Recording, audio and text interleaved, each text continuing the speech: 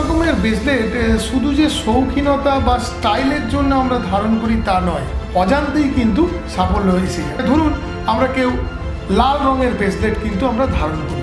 এই লাল রঙের ব্রেসলেটের মাধ্যমে আমরা মূলত কি করব, রবি গ্রহের প্রতিকার আমরা পেয়ে যাব। আমরা সবুজ রঙের যদি আমরা ব্রেসলেট ধারণ করি সেখানে কিন্তু আমরা বুধ গ্রহের প্রতিকার পেয়ে যাব। আর যদি হলুদ রঙের ব্রেসলেট ধারণ করি তাহলে আমরা বৃহস্পতির প্রতিকার পেয়ে যাব। আমরা যদি আকাশি রঙের বা ফিরোজা কালারের যদি ব্রেসলেট আমরা ধারণ করি তাহলে আমরা শুক্রের প্রতিকার পেয়ে যাব। আমরা যদি সাদা রঙের ব্রেসলেট ধারণ করি তাহলে আমরা চন্দ্রের প্রতিকার কিন্তু আমরা অটোমেটিক্যালি পেয়ে যাচ্ছি।